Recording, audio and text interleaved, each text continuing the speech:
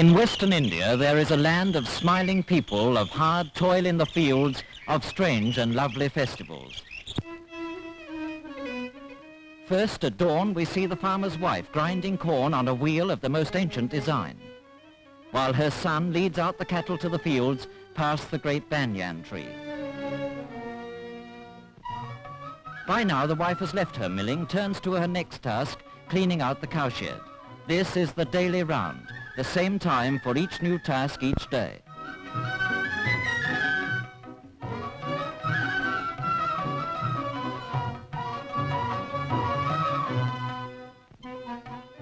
The early morning work over, she invites the blessings of the gods on her farmhouse by chalking an auspicious design on the ground. The farmer himself takes out the bullocks to harness them.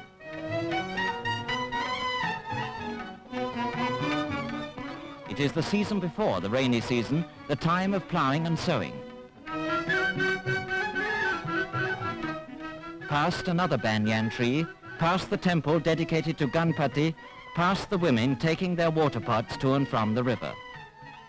From the way these women wear their saris, from the style of the temple, from the banyan tree, we know we are in Maharashtra, the home of the farming and warrior race of Marathas.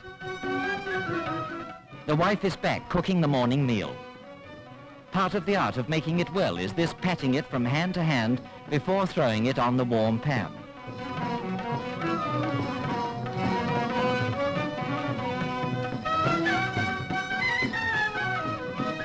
Her husband is in the fields and the food must be taken out to him. But there is not only food in those baskets, there are also farming implements. For the women, their domestic duties over, are now ready to work alongside the men in the fields.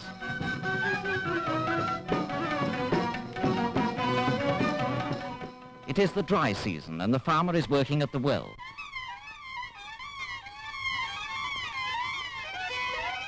Eight bullocks are harnessed to one of the most primitive forms of irrigation.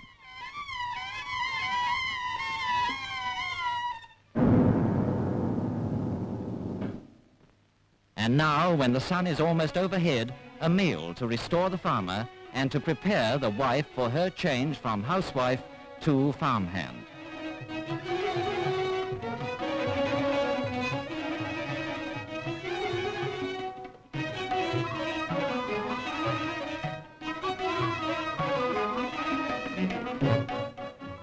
Nowadays, one of their most profitable fields is the field of massive cauliflowers.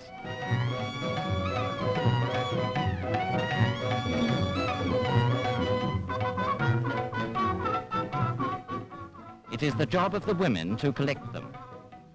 It is the job of the women to get them off to markets.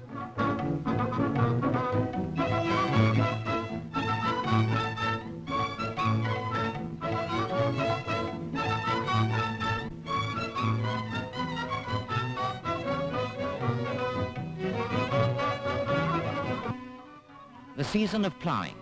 The draft animals in this part of the world are always bullocks. Their slow gait and the hard soil make the work heavy.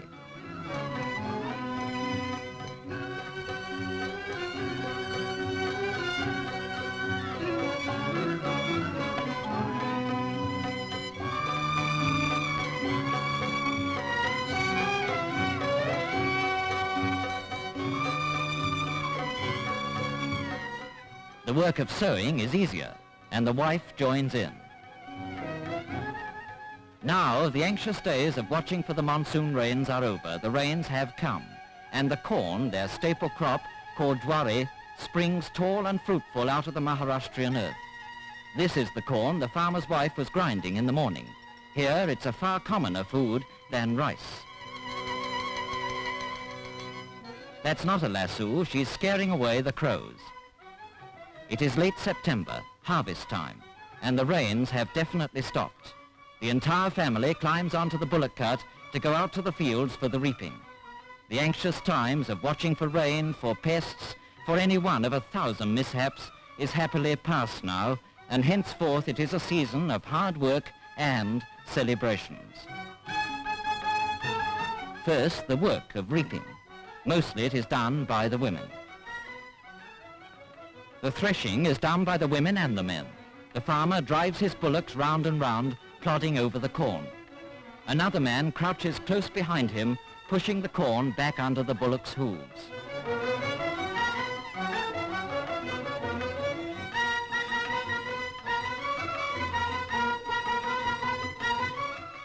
The winnowing is a picturesque sight. All over Maharashtra you can see the peasants at this season of the year perched precariously on narrow trestles holding trays of corn in the wind. The harvest is in, so now to the corn ceremony of Thanksgiving. The farmer throws red kumkum, which brings good luck on the pile of corn. Then a coconut, the food of the gods, is broken and the pieces cast on the corn. And now the dedication. The women's foreheads are marked with the red kumkum.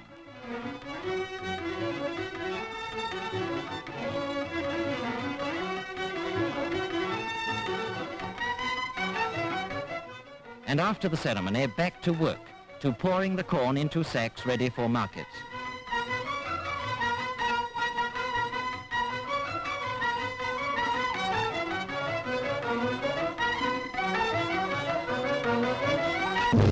It is November, an auspicious month for marriages. The bridegroom, flower-covered, rides to the ceremony on a white mare, and the guests dance with sticks in front of him.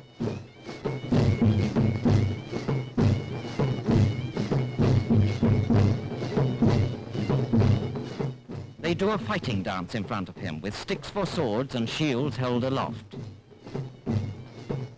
The women bring their wedding presents, silks, brocades, sweetmeats in brass trays. And by the banana plant, the bridegroom dismounts to enter the tent where the guests are assembling. The priest recites, the guests throw rice on the bride and bridegroom. Now the pair have walked their 7 times round. Until this is done, the marriage is not complete, and a woman relative blesses them with rice.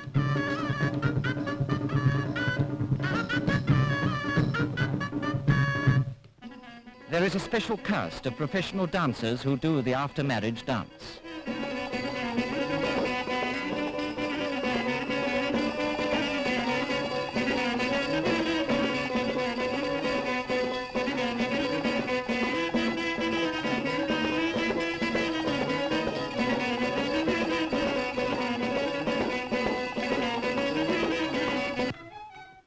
Another after-harvest celebration is the fair. Almost as exciting as they go off on their decorated bullock carts, the wife protests, according to tradition, against taking her own husband's hand in public. But this is a holiday, and some few bold ones may be daring for once.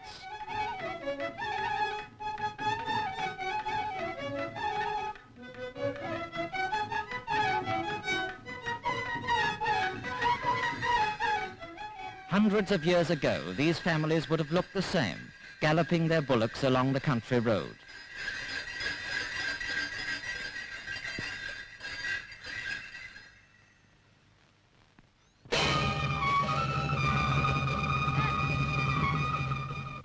The village where the fair is this year has put on a religious festival.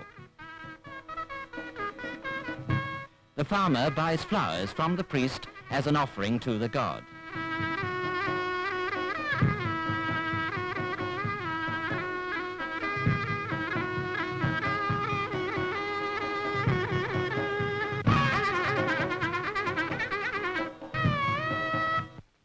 The center of the fair is the cattle market, where some of the hardest bargaining goes on in the entire world.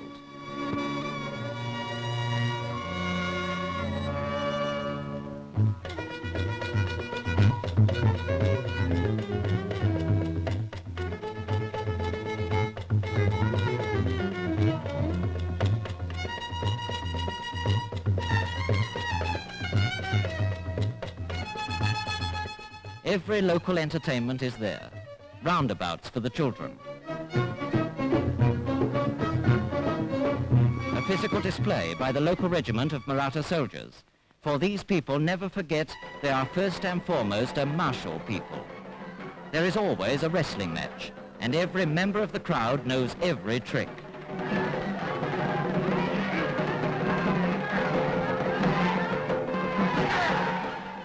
But the farmer's sport, above all others, is the thunderous sport of bullock cart racing. As evening comes, they gather round the troubadour, who sings in rambling verses packed with war and triumph of the most illustrious king in their history, Shivaji the Great. In Maharashtra, the farmer is always a soldier. These 20th century soldiers are dressed in khaki, but their ceremonial of departure is the same as it was in Shivaji's great days. He bends down to touch the feet of his elders always before departing. The spirit of the great Shivaji is still in these men, and this is as typical a scene in this fascinating country as the scenes in the fields, at the well, or at the wedding ceremony. And this is a typical song. Oh, you lion-hearted Marathas, never know fear, as your forefathers never knew fear. A typical song and a typical scene in the land of the plowshare and the sword.